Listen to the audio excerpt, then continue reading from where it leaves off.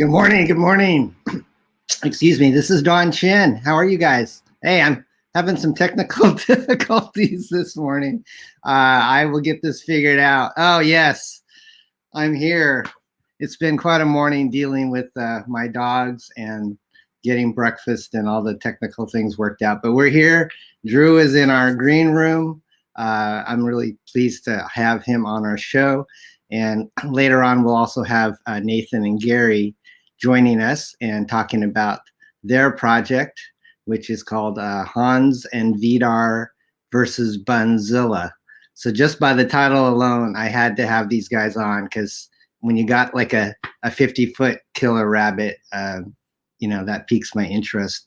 But here we are. Welcome to another edition of Coffee and Comics. I'm your host, Don Chin. And if you don't know who I am, I've been a comic book guy since the 80s.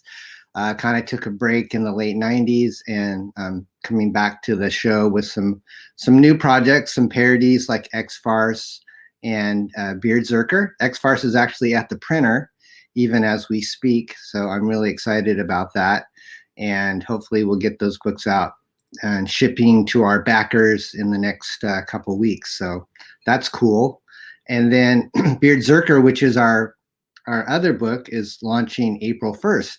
And we've got like a star-studded bunch of creators on that book and guest appearances from famous characters. So that's all really great. Let's see who we have in the chat today. We have Adam. Oh, was there no music? There's no sound? Gosh, I'm just boomering it up. Okay, Adam says now we're rocking. That's good. How are you, Adam? And we have Marvin. Hey, Marvin, good to see you. Marvin is the creator of The Edge, which is another cool superhero comic book on Facebook. You can look it up on Facebook. My faithful Eric McIntyre is in the house. Eric is a great Parody Press fan, and he's purchased our mugs, and he's always a great customer. I appreciate you, Eric. Thank you. Adam says, good morning. So anyways, I wanted to, since we have about an hour on this show, I want to go ahead and bring in Drew. Hey, how's it going? Good. How are you, brother? I'm all right. It's been a crazy morning, but that's okay. That's like normal. All right. You're in California too, right? I am. Nice. Can you hear me okay? I can. Okay. So, why do you ask? Can you have trouble hearing me? Well, what's that? Are you making fun of me? I'm serious. You know what it's like to stream. You're like going by the seat of your pants, and then like right before you're getting launch or you go on your stream, something technical glitches, and then you just go, oh my gosh, what am I doing? So that's why like I'm so like I'm so specific about doing something. Like if I get so frustrated with technical issues that it's like if I know something's going to have potential to have major technical problems, I'll probably not do it. You know what I mean? But if like something like a live stream, right? I've learned a system to where, okay, all these things have to be in place for the stream to at least not collapse on itself. And then, and then it's like, whatever, go live. Yeah. You know? Now, how long have you been doing comics? Let the audience know kind of a little bit about yourself. You've got I look at your Twitter profile, and you've got quite a bit of different kinds of credits, and film and writing, and obviously comic books is how we met. But give us a little details on Drew and what you're up to. Well, Drew is one of millions of cursed artists who has to create art to survive. And my art form is basically writing, music, lit. You know what I mean? That kind of stuff. Where it's about telling a story. You know what I mean? Like whatever the medium is. So like with music, when I write a song, I'm trying to communicate something with that song. I'm trying to tell a story. And in all reality, writing poetry and writing music is where it all started for me. I mean, I've always I was never a good artist. I tried to draw a lot when I was a kid, and I was really bad at it. So I never became an artist. I still appreciate it. As anybody who knows me knows, I'm like, I'll sit there and stare at something for hours and like, but Right. yeah, but but writing is where I telling the story, shaping it, adding the details, in inventing the elements that people go, oh wow, I didn't think of that. That's the stuff that I like to include in the stuff that I create to give people an experience to make something memorable. And so Okay. it started out as writing music, and I was in a band for years, and I'd even like toured the country for a couple of years, playing dive clubs, for up to 6 hours a night. You know what I Wow. mean? It was a lot of fun, but it was also a lot of work and a bit of a nightmare. But it gave us the ability to full time be on the road, full time be musical. Well, when we were off the road, we worked the farm, but basically full time, musicians for the most part. And it gave us, time to work together, hang out, and we got to write material, And Okay. I think I really honed in and developed my ability to write, to be a writer, to focus everything. Then, because when you're writing a song, you have to take a big message and you have to squeeze it into verses and chorus, and you know what I mean, and you have to do that. So then that Hmm. transitioned after played music for a long time, but you get old, music kind of like fades. It's really a young man's game. Are um, you what's your instrument of choice? Guitar or? uh, I would say guitar is where I'm most comfortable. Yeah. Okay. And um, what can you share some of the names of your bands, or are they funny? Or are they kind like of? bands that I've been in, or my bands that I Yeah, work yeah. with. Just curious. Are you on like Well, YouTube with your? uh, I hope not. The band, most okay. Just so you know, I'm an old man. Me too. The last band I was in, YouTube did not exist when we stopped doing stuff. Okay, That's so okay. yeah, so it's been a while since I've been in a band. When I was touring, that was back in the early mid '90s, and that there was no, basically there was no internet. There was, but it was crap. You know what I mean? Like Windows 95 period of time. You know what I mean? The internet was, you know. So there was no YouTube. There was no video quality. Was crap. Video cameras were crap back then. So there's very little visual record. In fact, the videotape that I have from some of those shows, an ex girlfriend kept and never gave back to me. So Oh no. yeah, So I have some photographs, I think. So what did you sound like? Did you have like a? we called ourselves Blue Eyed Soul. We were like a I don't know, a cross between a funky, I don't know, man. We were just a bunch of young guys that liked alternative rock and funk and tried to do something different. So Okay. yeah, and so yeah, So Drew, hmm? I wanted to say I received your package in the mail last week, and Woo! when I got You still it, haven't I opened it? actually I haven't opened it because I wanted to open it in front of you. God, I hope it's not. Just At least the package is not destroyed.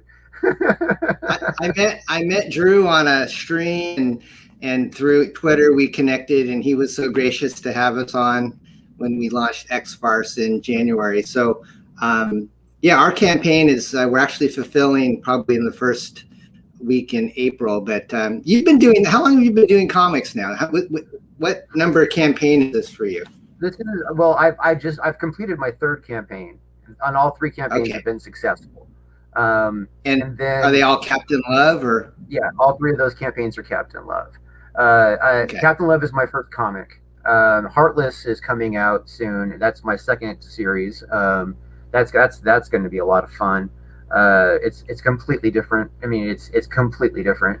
I mean, obviously, I'm the same writer, so it's all coming out of my head, and that's about the same. So, like the quality of a Captain Love book, you'll get in a Heartless book because it's coming from me. You know what I mean? Okay. But the storyline is different. The character is different. Every almost all the elements are different except that they're coming from my head. So. Gotcha. So yeah, I backed Captain Love, and he's like a intergalactic space trucker. Is that kind of your Well, elevator no, pitch I wouldn't say intergalactic because it all happens in this solar system. They don't have faster than light travel, so they don't really go anywhere outside the system.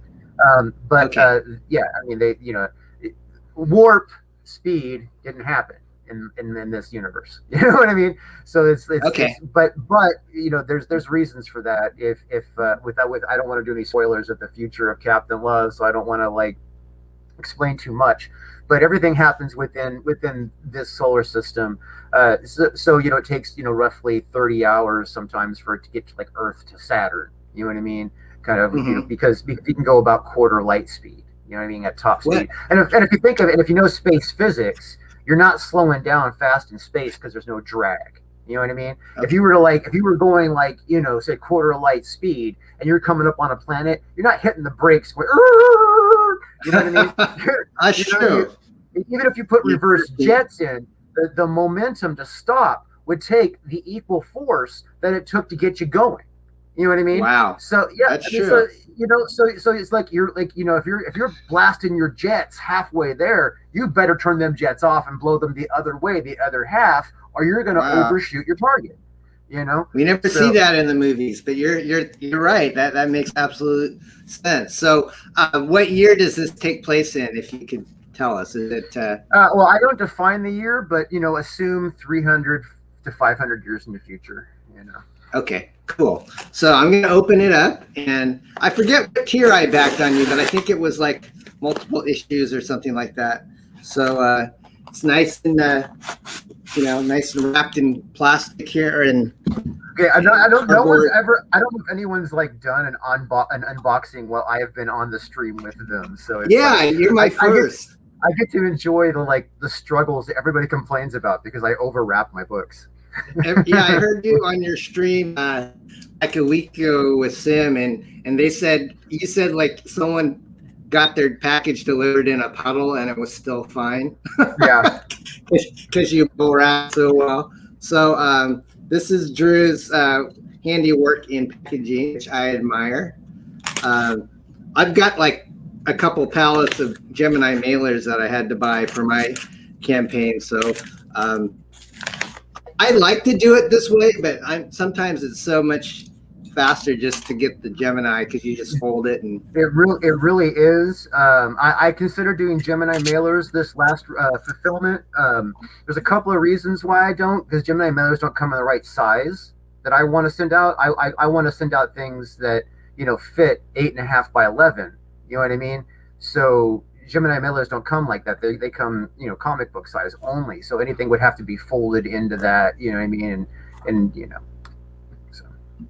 I'm so sorry, Drew. We had a little bit of a glitch there with the internet connection. So I didn't catch what you said, but Herrenberg is in the. Yeah, basically what I was saying is that Gemini mailers,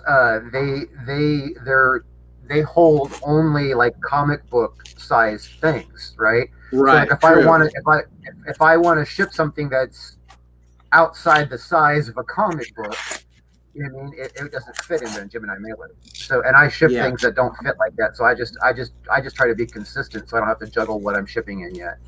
If I was shipping larger.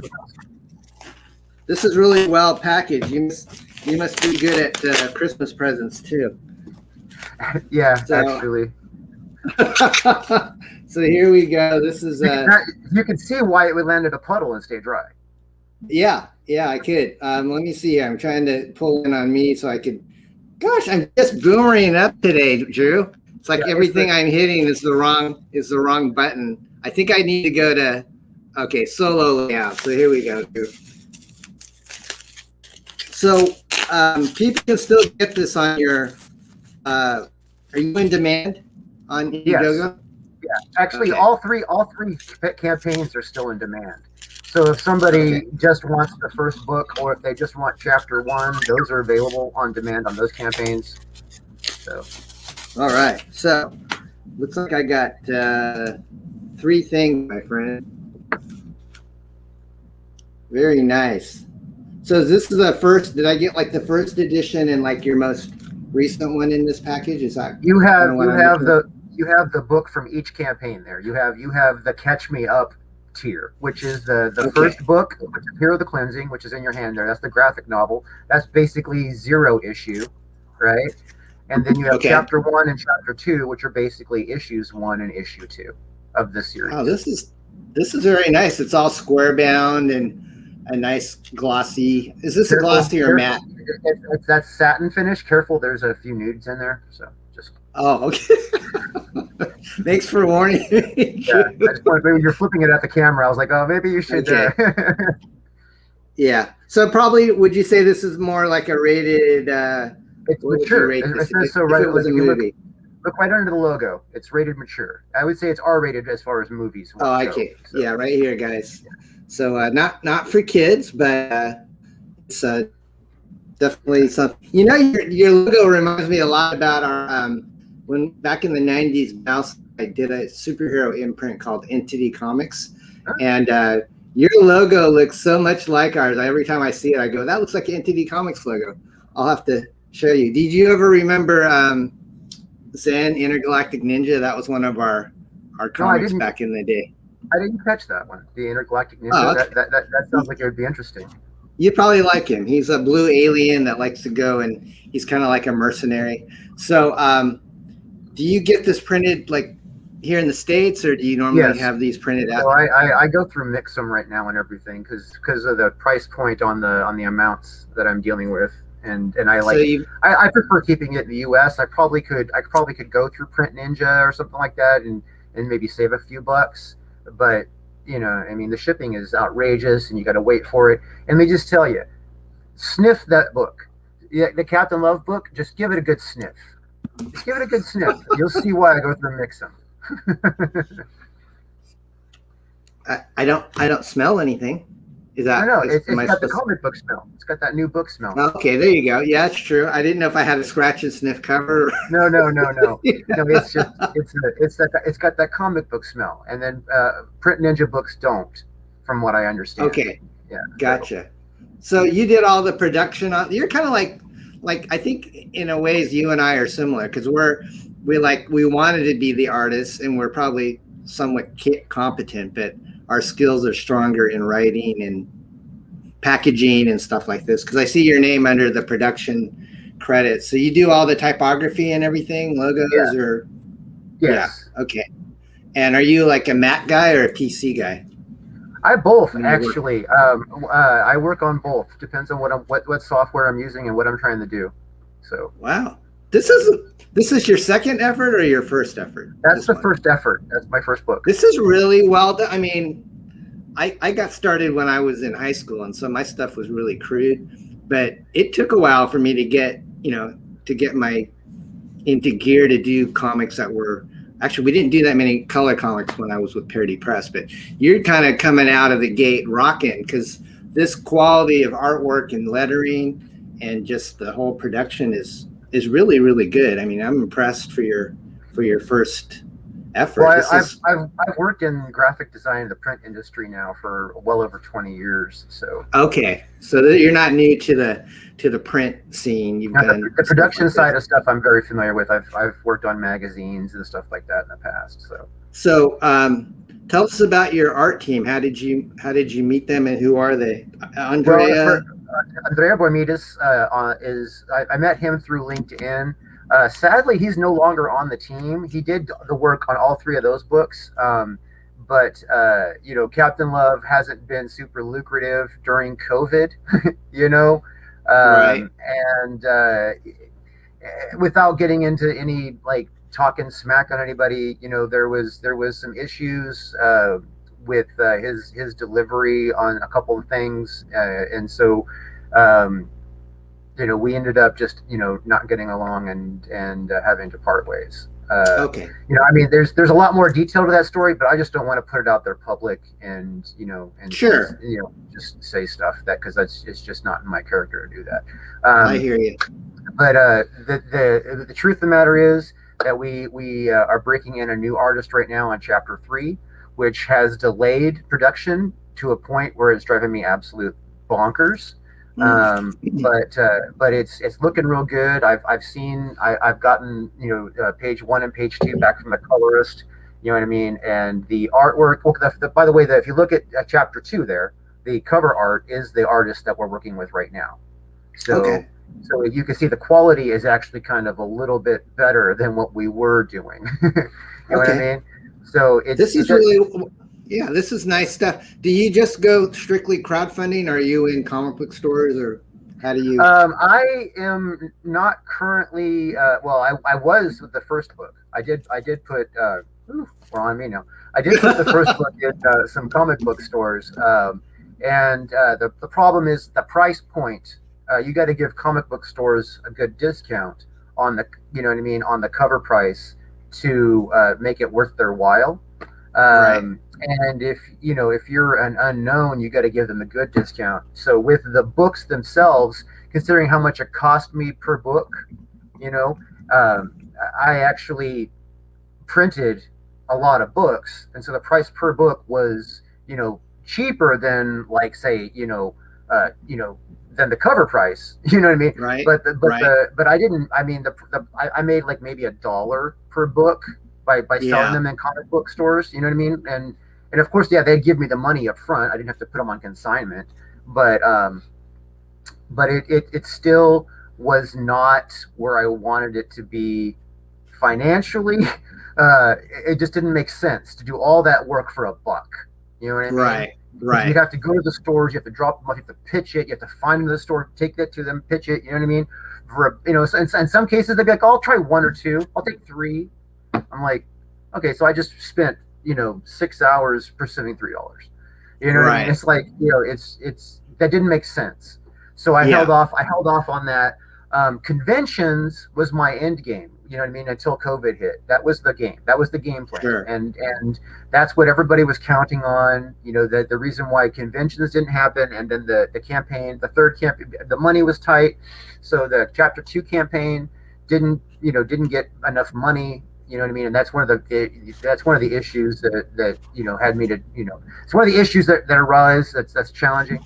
But overall, what we're dealing with, you know what I mean, as far as the future is looking pretty good, because conventions will be coming back, and I have a lot of inventory, and I'll be able to move books at conventions and introduce. And see, now here's the thing: it's like I have a lot of faith in Captain Love as a series, as a character, the storyline, the stuff I have planned. It's going to happen. I mean, I've been paying for it out of pocket. I am not profitable on this. It is at the point now to where it's self-sustaining.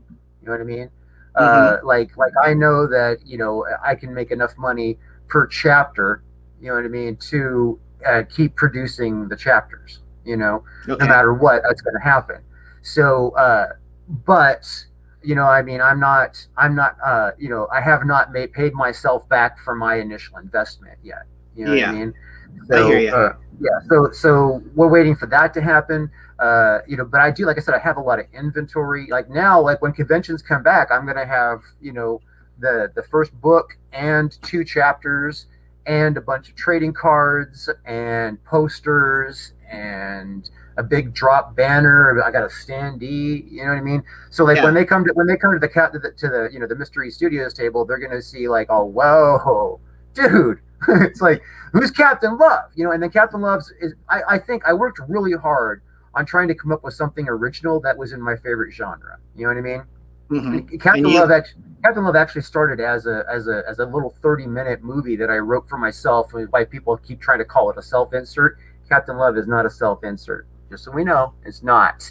Okay. Right. You mean the ponytail is not? Right. It's not.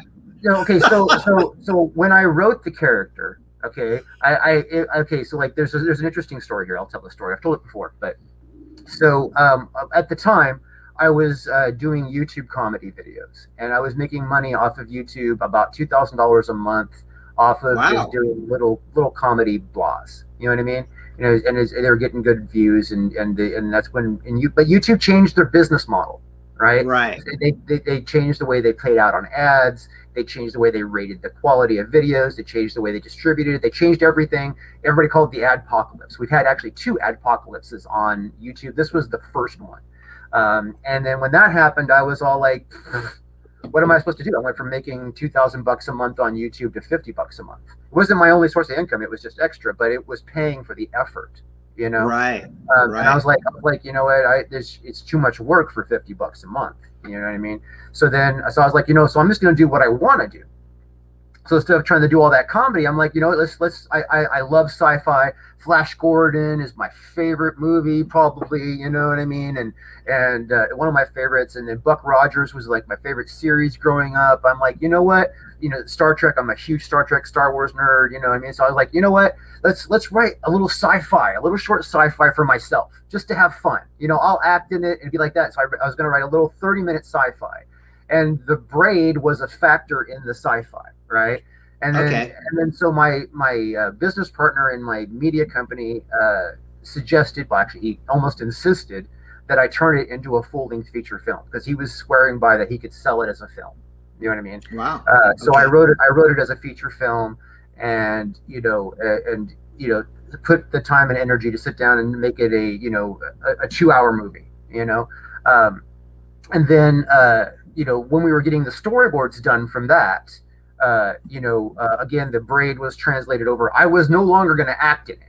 You know what I mean? It was no longer for me. It went from being a 30-minute thing for me to being a full-length thing for a professional. You know what I mean? So it changed. At that transition, it was like it was no longer me in the picture. You know what I mean? So so it's like there's no way that I would have written the movie I wrote for myself. You know what I mean? So it's just no. But the braid was carried through because it was one of the elements that made him original, that made him different than what you would expect from everything else. The first impression kind of difference. It was something different. Okay.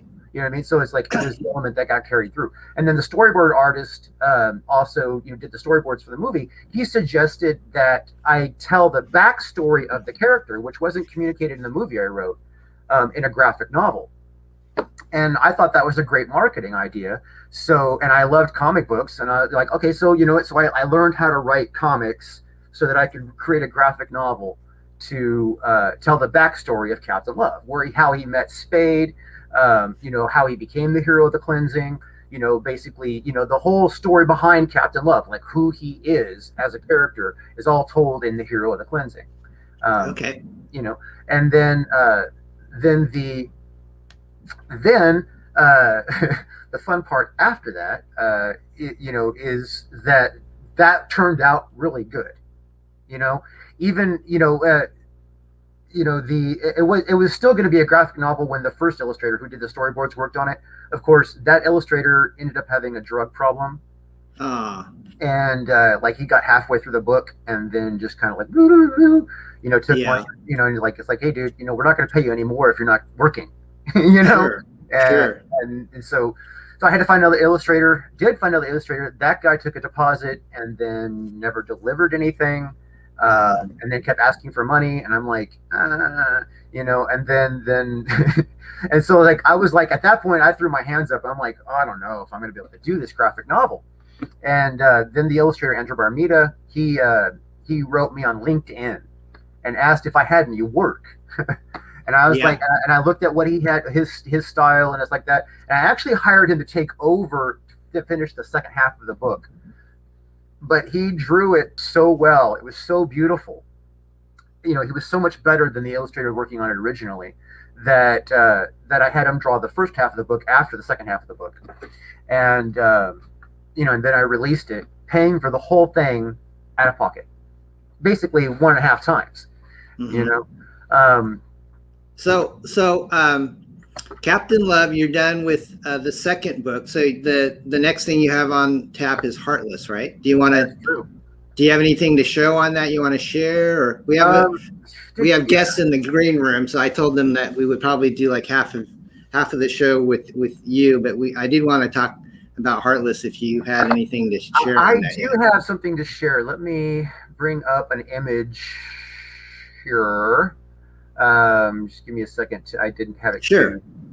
I on this computer that I'm running StreamYard, I don't have like the files folder for Heartless. That's okay.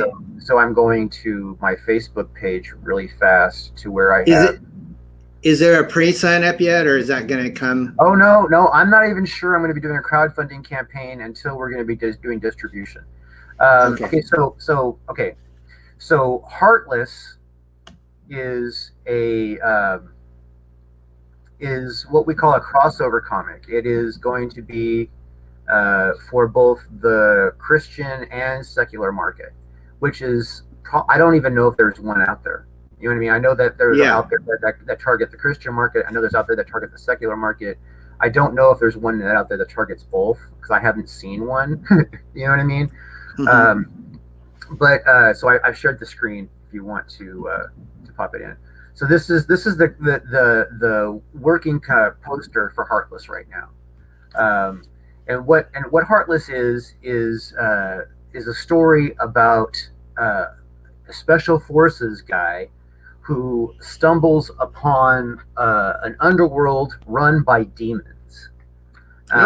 Yeah, and I mean like criminal underworld, not like, a fire and brimstone underworld, where demons come from. I mean a criminal underworld that is run by demons, centralized in Russia. And so the way this comes about is the main character's name is Christian Hart, and he is a special forces guy and thought that his father died when he was a child, and learns that his father is actually alive and involved in a huge mob syndicate that controls prostitution, drugs, and all kinds of stuff all over the world.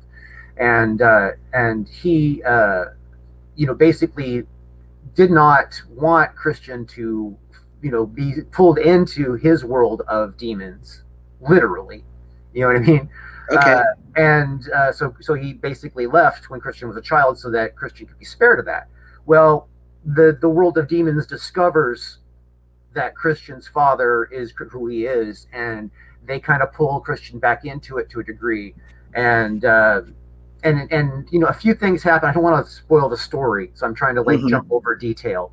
But it turns out that Christian Hart ends up getting hooked up with this priest here in the cover, who's Father Molotov, and Father Molotov is a demon fighter from way back, and he trains Christian to be a demon fighter to take on the demons that run this underworld. So yeah, is it kind of? I mean, he has a cool look to him. He almost kind of looks a little bit like Spawn without a cape to me. What was kind of your inspiration for Heartless? Were you like from a superhero standpoint? Did you have? Honestly, I let the artist kind of go with. I told him what I needed. You know what I mean, and what I was hoping for. And he just kind of went with some stuff. And what's truth is, what he first delivered me back wasn't what I was thinking in my head, but it ended up being better than what I was thinking in my head. So his look really comes from the mind of our illustrator based on what I communicated. You know what I mean?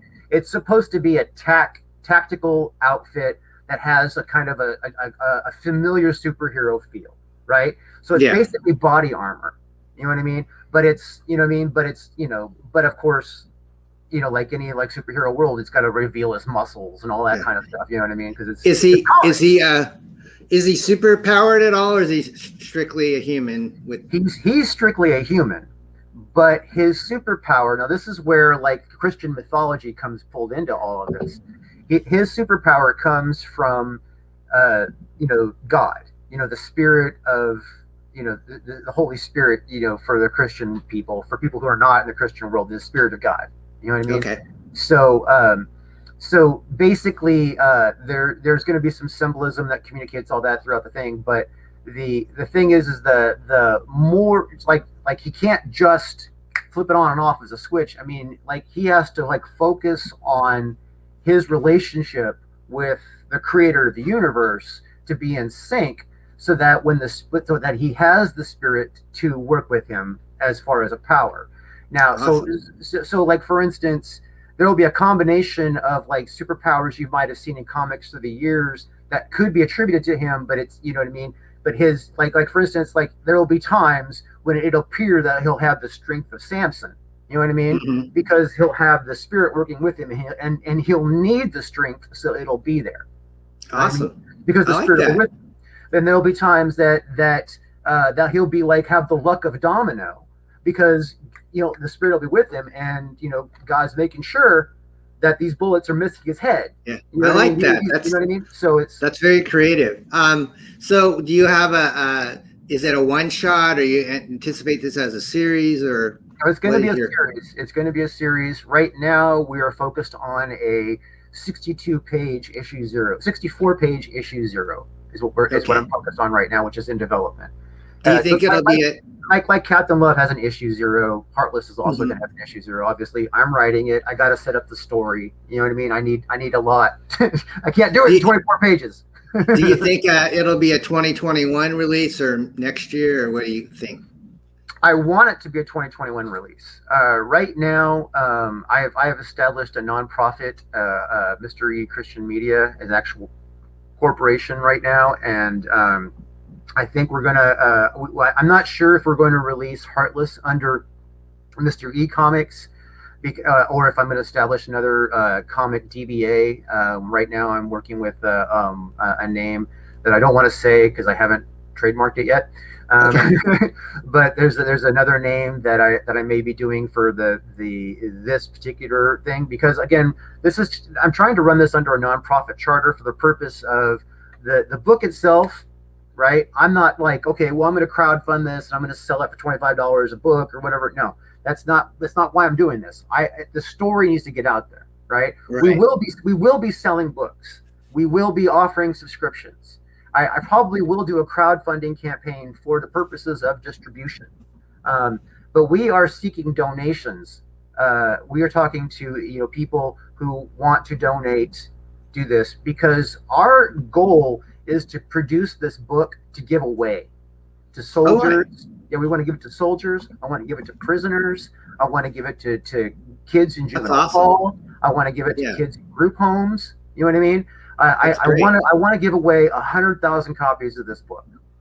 I want to Wow. just give them away 100,000 copies. I want to sell books too. That'd be fun. You know what I mean? You can always pay for the next one. You know what I mean? So we don't have to worry about where we're raising the money if it's making a profit. But I want to raise money to give away 100,000 books. That's awesome. That, That's very that's, admirable, buddy. that's a huge goal, and it won't happen overnight. That probably be giving away those books for years. You know what I mean? Right. Good for you, man. That's More power to you. So that's what's going on with Heartless. It's bigger than some kind of selfish campaign. Heartless is not about. It's not even coming from me. I mean, I don't know if people. I don't want to scare off your audience as being a man of faith or whatever.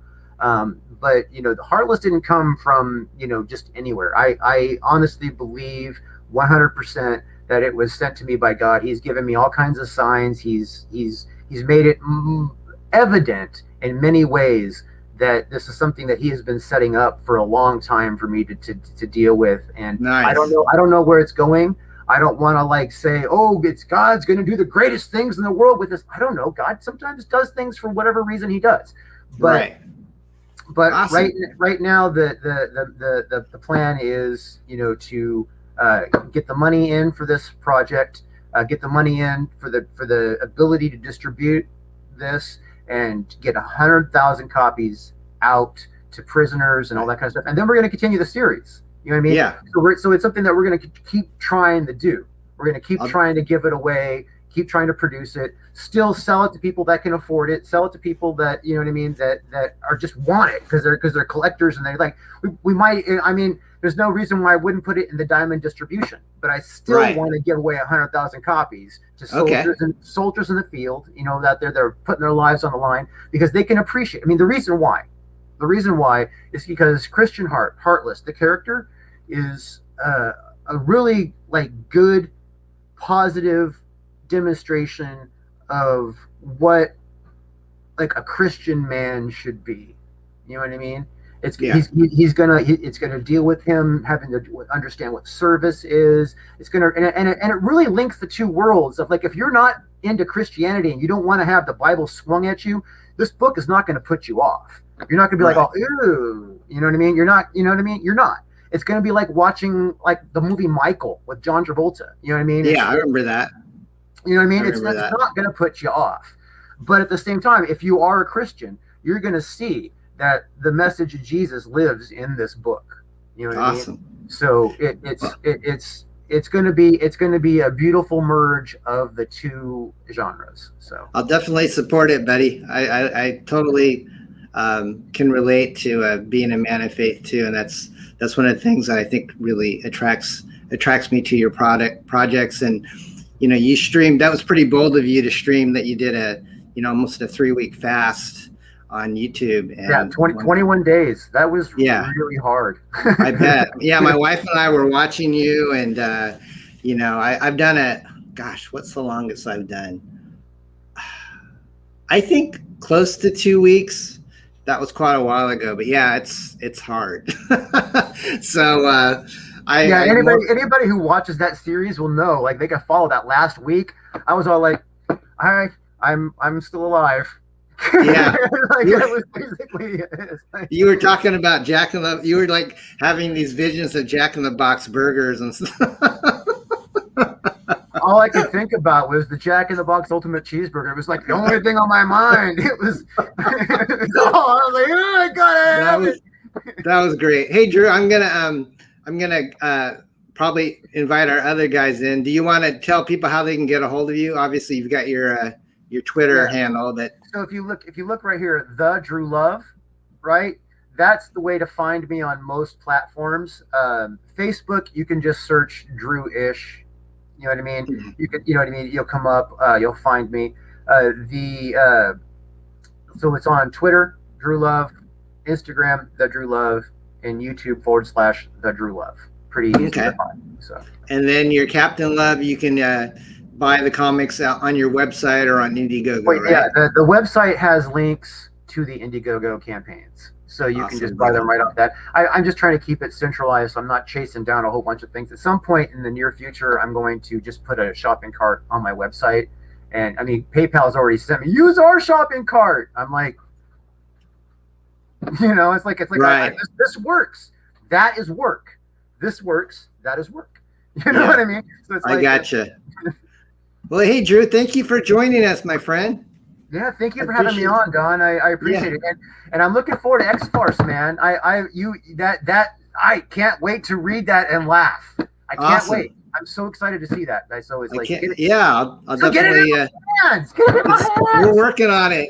The printer says we're printing it this week, and then they ship it to us, and then we get that fun experience of fulfilling packing like you do and all that fun stuff. So thank you, Drew. God bless you, friend. Have a great week. You too, brother. All right. We'll talk to you later. Bye-bye. All right. That's Drew Eash. And please check him out on those links that we have. Without further ado, we're running a little bit behind here, but we'll give Nathan and Gary plenty of time to talk about their project. So let me share the screen here and show you the website where these two young men are doing their book. It's on Kickstarter, and it is called Hans and Vidar, I think, versus Bunzilla. So let me find that Kickstarter, and then we'll bring our guests in. Vidar and Hans versus Bunzilla. Okay, there we go. So I'm going to share that. There we go. That's on the screen right now. When I first Nathan, he messaged me on Facebook because I think I posted I'm looking for guests on my comics and coffee show. And I don't really do that much Kickstarter. I mean, most of the guests that I'm working with are on INDIEGOGO, but Kickstarter, this bunny attacking citizens, it definitely piqued my attention, and it had this cool kind of indie underground vibe to it. So I'm going to go ahead and bring Nathan and Gary into the stream. Hey, Nathan, how are you?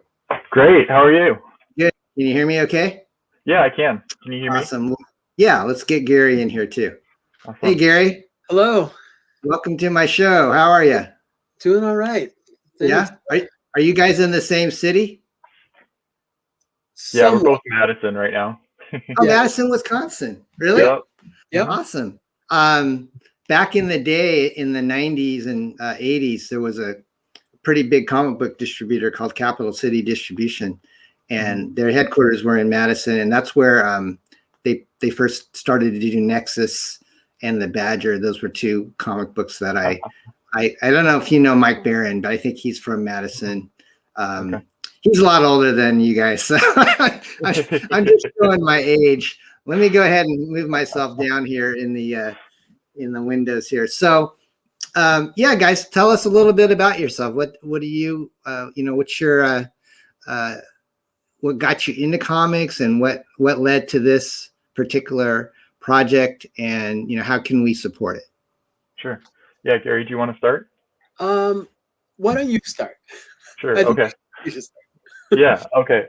So I'll never forget back in 2019, just randomly one day kind of feeling like, I've always loved to draw, right? And I've always loved stories and comics, and just kind of praying and feeling like I have this friend at work who loves art too, and I should go talk to him. So I started talking to Gary. I'm like, hey, Gary, do you ever feel like you want to do more with your gifts and art skills?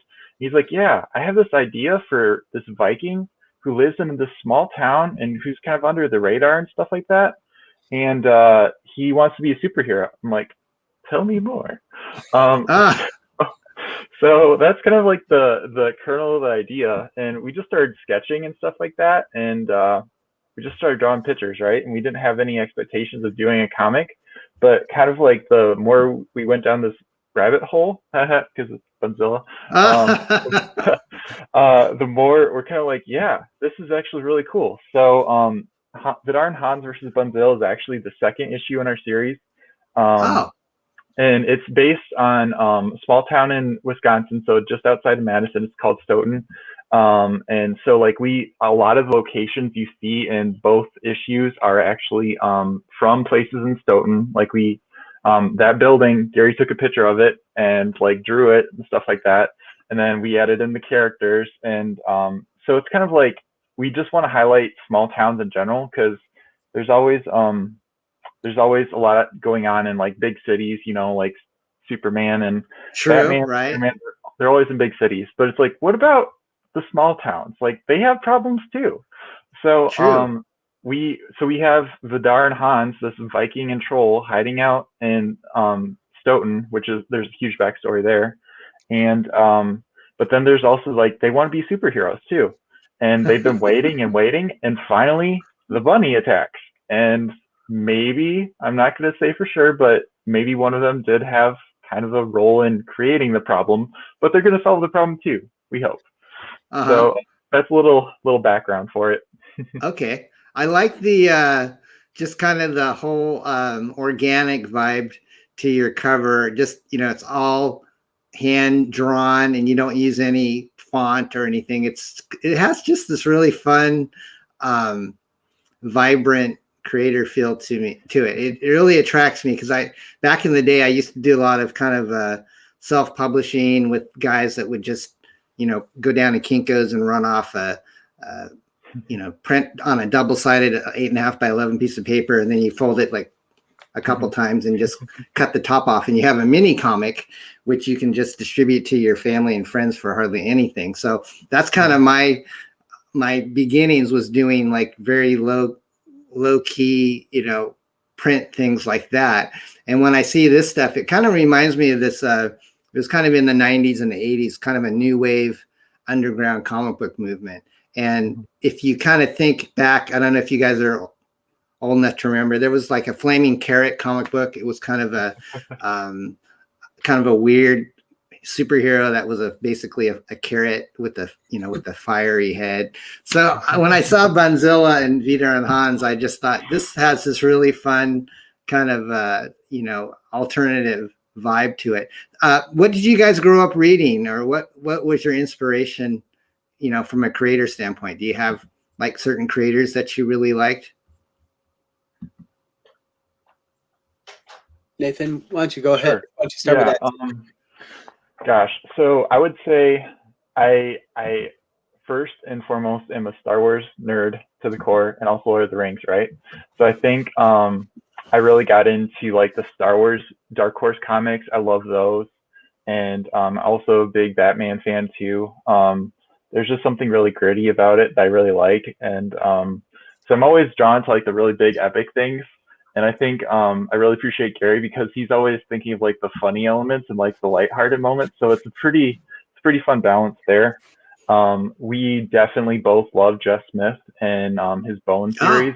Yeah. And it's amazing how like he can combine like such epic moments, and then there's all this comedy, and it's accessible to so many different like age ranges and stuff, and it's beautiful. So we're kind of like, yeah, if we could do that, only maybe not 1,000 pages, we're good to go. Yeah, awesome, man. So what was the first book? Was that on on Kickstarter as well? Yeah, yes. We did a Kickstarter for that one as well, and now we have it on Etsy. So that's where we're distributing it, as well as some local shops in Stoughton itself. Okay. And so if people wanted to buy it, if you want to drop me the Etsy link, I can put it in the chat. But I do have your WordPress. I think you might have sent me a link to that in our chat. Is that somewhere where people can go to and get to the, buy your older issues as well, or? Mm-hmm.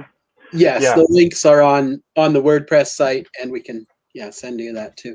Okay, yeah. I see you dropped me the link for the for the Etsy store. I'll put that in here. Yeah, thank you. Another cool thing too is with this current Kickstarter, we have a Catch Me Up special, so you can get issue 1 and issue 2 at the same time for a deal. So we thought, like, hey, in case you haven't heard of the first one, this is your first time in being introduced to the series, then you can, start there. Okay. And what's your price point? Like, what does the first issue run? $5. Wow. Yeah. What a deal. And how many pages is that?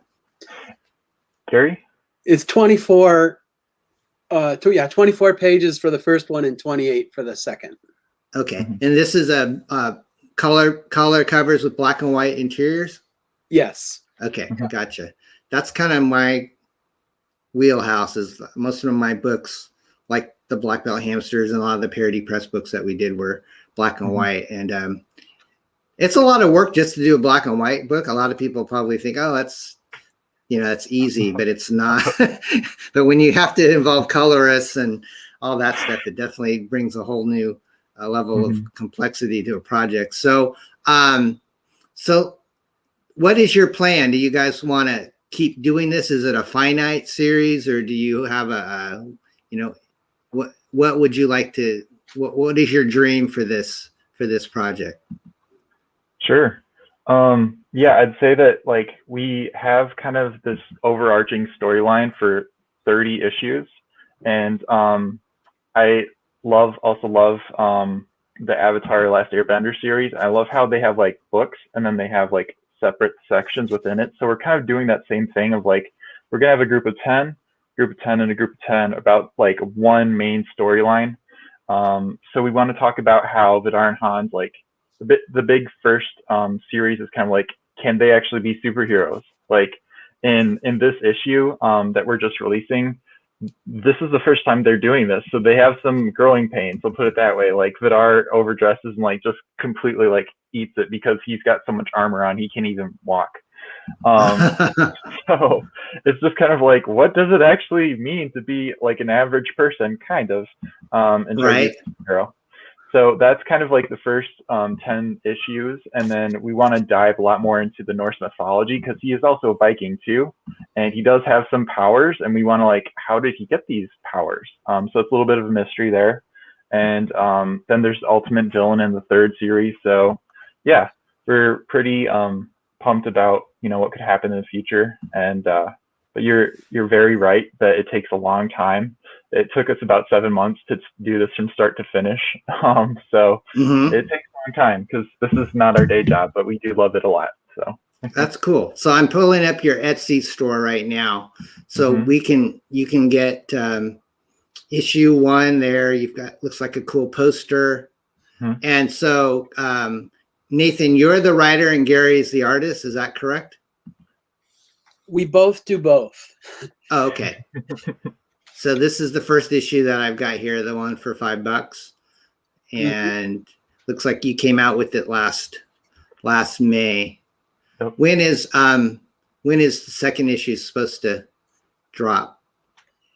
We will be going to printing very soon. I mean, it's definitely as soon as the Kickstarter wraps up, but maybe even sooner, just to be ready to, to deliver on our, deliver on backing. Awesome.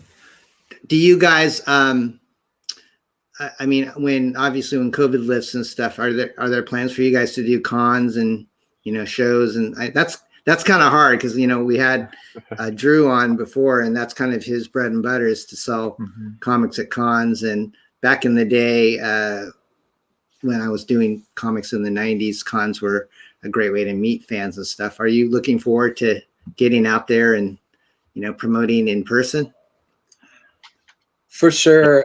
Like our original plan was to do, there's the Norwegian Constitution Day, 17. Mai, when we were planning to do that event. That happens in Stoughton. So Stoughton's kind of the perfect town for a Viking to hide out because it has this Norwegian heritage backdrop. And we were going to go to that, but then of course COVID. And so we pivoted at that point and did a 8-page PDF file that was like how to celebrate 17. Mai in a time of COVID, and just made that as a free download, which is like available on our right off of the WordPress site. Oh, nice. And go ahead. I clicked on the local pickup. Is there, you mean, if you are local, you can go and pick up your books from you guys in person, or how does that work? It's at a coffee shop. So you pay for it here and bring your receipt and just pick up the comic book there. Oh, really? Has that worked for you? Have you had people? Honestly, that hasn't worked, but it is. That's okay. The other things have worked. That hasn't quite taken off yet, but that's all right. I'm glad that it's in place because it is a way that people can do that. Sure, that's cool. That's you never know until you try. That's my rule of thumb. So tell us about the Vidar and Hans poster. It's 18 by 12, right? I'm seeing if I can share that. I might have to drop away from sharing this screen and going to the I want to show people the bigger poster image. So let me see if that's let's see. That's the coffee shop. Here we go. This is the one I want to share. So let me get to my screen here and I'll share the poster. How many more days do you guys have in your Kickstarter? I think we have 16, so or 50 now. So yeah, time is definitely running out. And we're looking forward to print it pretty soon after that and get things moving and hopefully go to some cons soon to actually meet people and get the word out a little bit more. So that's awesome, man. So what would you recommend on your current Kickstarter? What do you think's the most bang for the buck tier?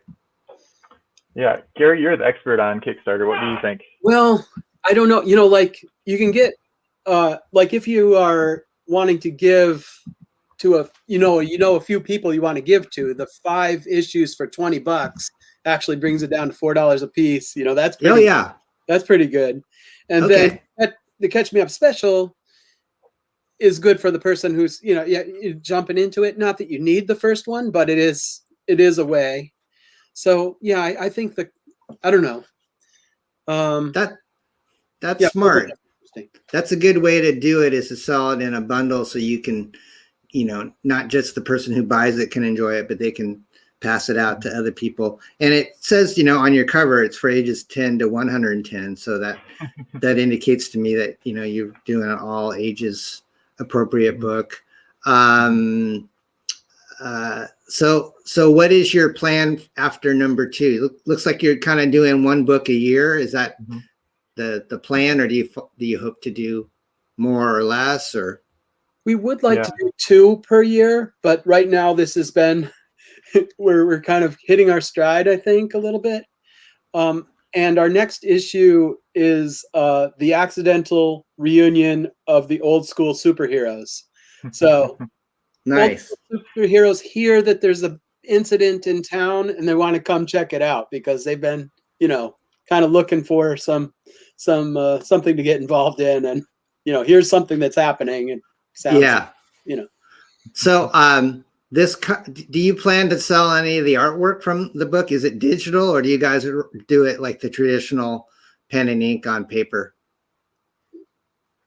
There's a mix of both. There's some, we haven't sold any of the original artwork yet. One of the ideas we have is to do an art show locally and have like an art gallery opening and comic book event. Oh, cool. Nice. So one of the things we're thinking about, live music, you know. I really like that cover. I would not be surprised if someone wanted to buy that. It just has a real, I mean, it's a piece of artwork and it's very visually interesting. You know, it has an abstractness to it, very pleasing to me, and the coloring that you guys did on it. I like orange and black a lot, but in the logo, you know, all that stuff that you've got going on that, to me, it's just, to me, it drew me to want, you know, to talk to you guys more about your creative process. And what do your families think about this? Are they supportive, or do they think that you're geeks or nerds? Yeah. Can I say one more thing about the art real fast? Is that okay? Yeah, if you scroll down a little bit on the Kickstarter, I just want to give a shout out to that sticker that Gary made. Like, I've never it's up.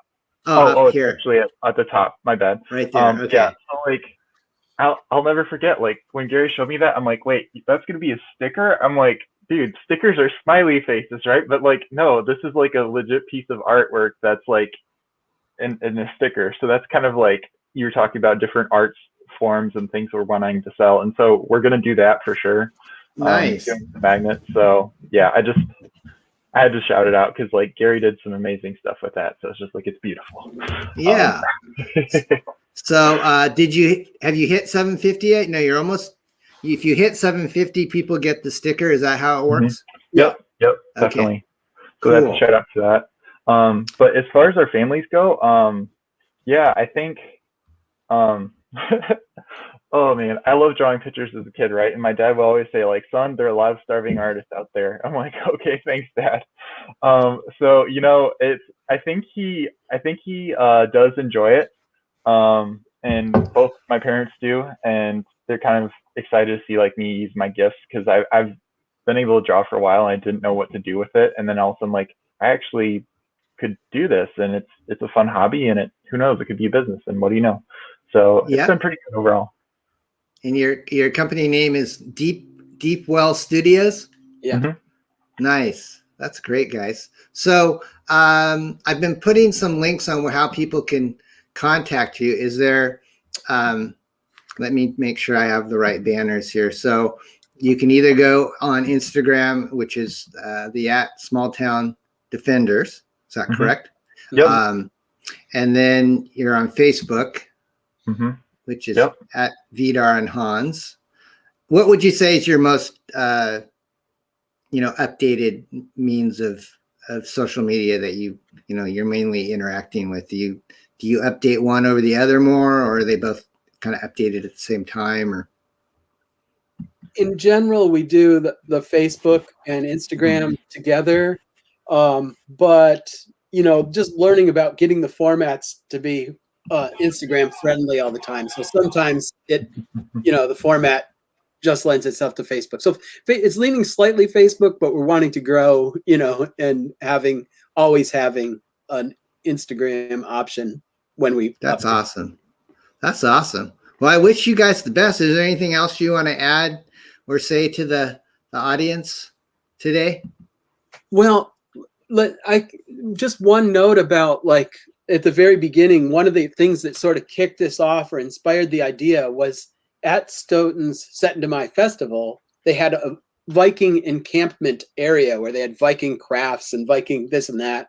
And there was a guy there wearing a wig, dressed in full Viking gear. And I just remember so struck with seeing that.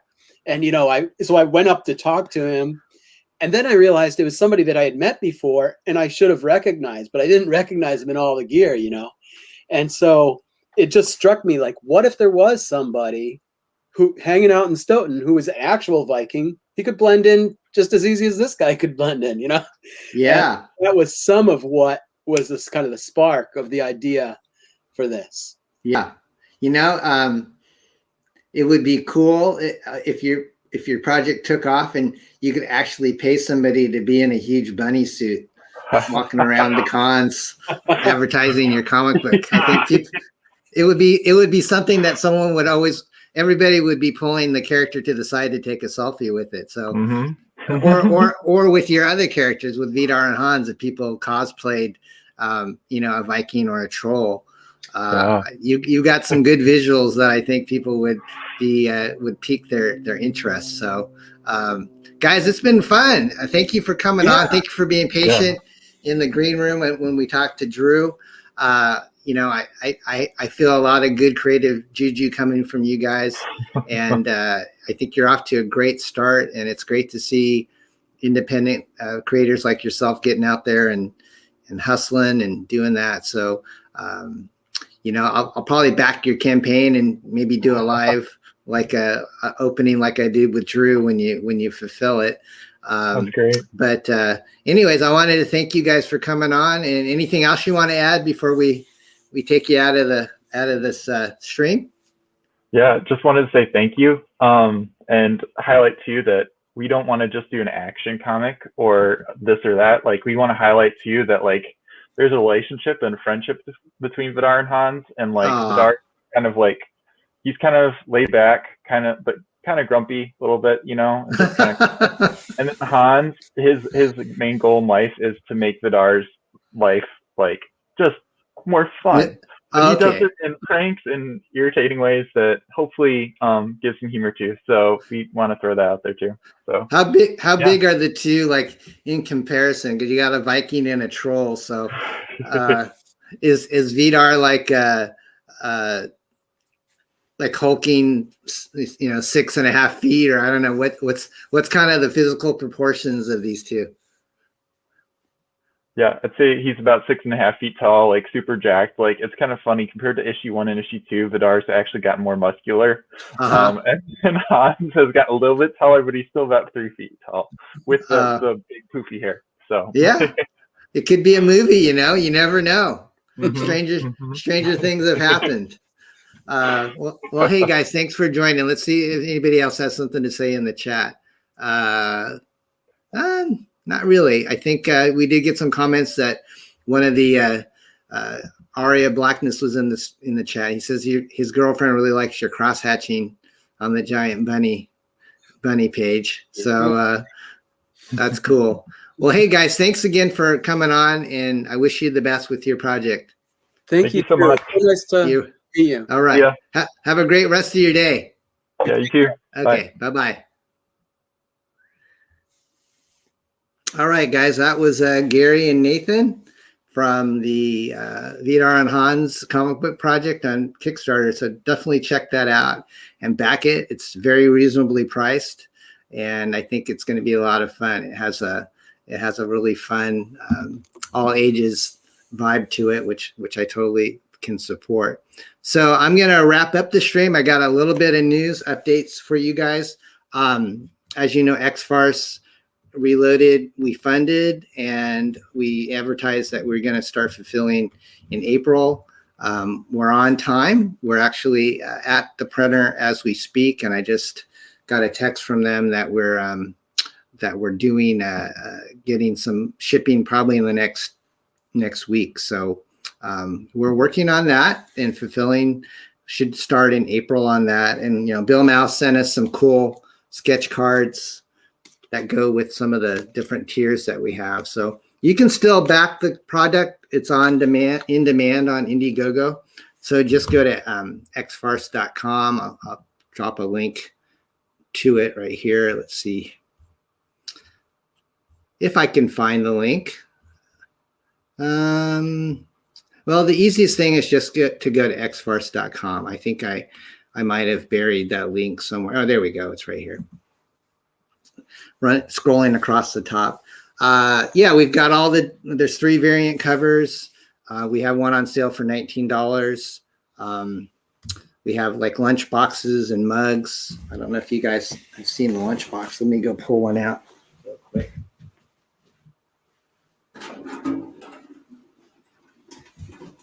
Yeah, we have the new X-FARCE ceramic mugs. You can either buy them individually or part of a executive box tier or a snack pack tier. So you get this. If you want it signed by me, I'm happy to sign the mugs for you at no additional charge. So these are $19 plus shipping. And then we have the cool X-FARCE Reloaded. Oh, my earpiece just fell out. Oh, well. X-FARCE Reloaded mini lunchbox. It's got the full color decal of our beloved parody characters on the front. There's cable TV and Shaboom Shaboom, Garfarrel, 8-Ball, Dominoes, and Fallen Star. Those are drawn by Bill Mouse. And thank you to my wonderful wife, Laura, for her graphics wizardry on all of our products. And then it's blank on the back. So if you want a lunchbox and you want it signed, I'm happy to sign that as well. I'll show you what else we got that's cool on the parody front. We decided that we would go all out and even buy like customized packaging tape for the campaign. So if you're a backer and you get your package, you'll know in the mail what it is because it'll have this tape on it. And so I kind of showed this off a couple weeks ago, and someone said, "Is that X-FARCE toilet paper?" And I said, "No, but that might be kind of funny." And then, as I mentioned before, BEARDZZERKER is going to be launching, and let me give you the link for that baby. BEARDZZERKER is our Keanu Reeves spoof. Let me make that a little bit bigger because I think it's worthy of telling you guys about. Yeah. So if you guys go to beardzerker.com, it'll take you to the Indiegogo preview pre-launch page. And there you can sign up for our exclusive trading card if you back it. And we've got a lot of fun stuff coming up. We're going to be launching this in a pretty big way. We're on a few different streams on April 1st, including Mark Polton's channel, Adam Post's channel, Michael Bancroft's channel. We'll be on Critical Blast, probably on Red Valkyrie later in the month. So, just be prepared. April 1st, you'll probably get tired of my ugly mug on these streams talking about BEARDZZERKER, but it's going to be our first, all original comic book. X-FARCE was kind of a mix of old material that was remastered and colored, 48 pages. BEARDZZERKER will be a 32-page color book complete with, 6 different variant covers. And we've got packaging tape for BEARDZZERKER as well.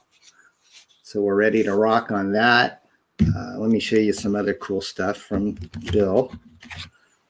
So we've got some sketch card tiers on BEARDZZERKER that are going to start around $50, $55. So you get an actual pen and ink character sketch card drawn and signed by Bill along with the comic book for like $50. That's this is Rupert. He's the top secret government agent that basically brings BEARDZZERKER out of a 30-year coma. And this is Cat Stevens, who is BEARDZZERKER's pet companion who plays the drums. And there's BEARDZZERKER himself. He's basically got the mind of a teenager that wakes up, 30 years later and finds the world in complete chaos. And so he's been instructed to right the world's wrongs. And these are all on Bill's really cool sketch card stock with his studio on there. We'll have all the original artwork from the book for sale as well. This is these are Hans and Franz. They're the couple of the German bad guys. It's kind of funny because we just had Gary and Nathan on here talking about their Hans, but this is more like the Hans and Franz from Saturday Night Live, the bodybuilders. But I always liked them, and so I kind of put spoof characters of them in our book as German bad guy German agents. This was something here on the floor. I wanted to show you this. So we have our goal on BEARDZZERKER is $7,000 for funding. And so once we hit that 7,000, we start unlocking some stretch goals. And one of the stretch goals at 7,000 is everybody will get a BEARDZZERKER guitar on it, and it has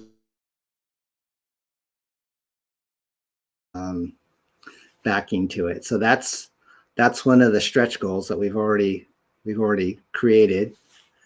And then the next stretch goal after that at I think at 8,000 is these cool rock star bookmarks. Oops. Yeah, they're different colors. They're ribbons. They're kind of satin finish.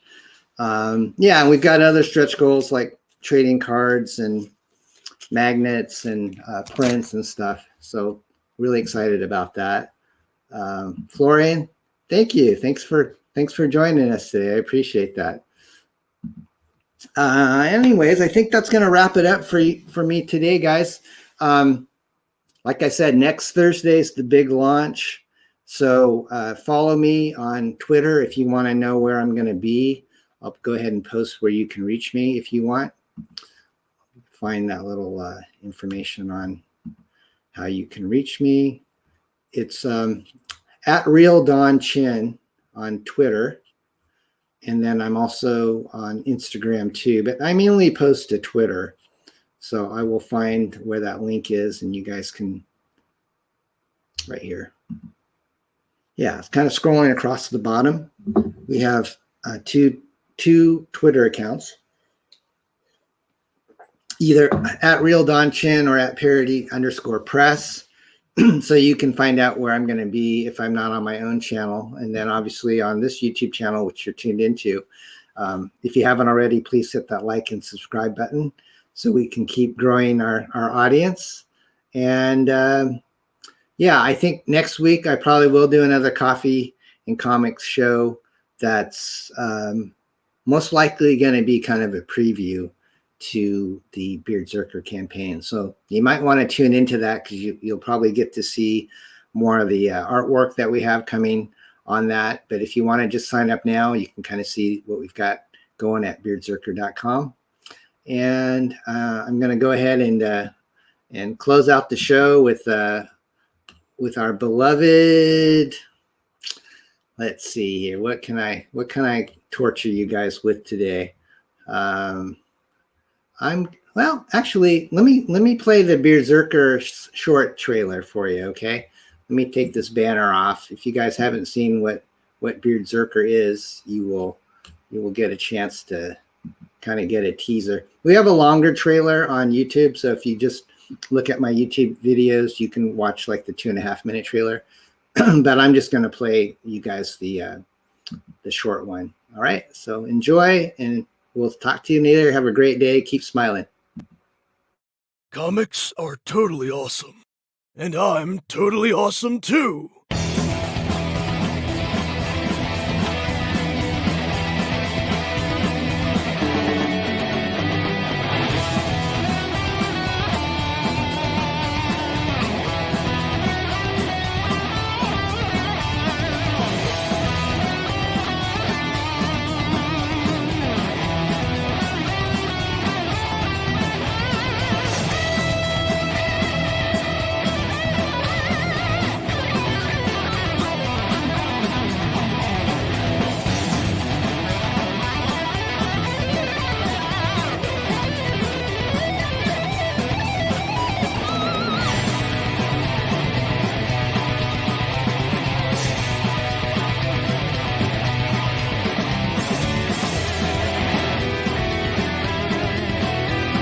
Whoa! Beardzerker from Parody Press. Back it today!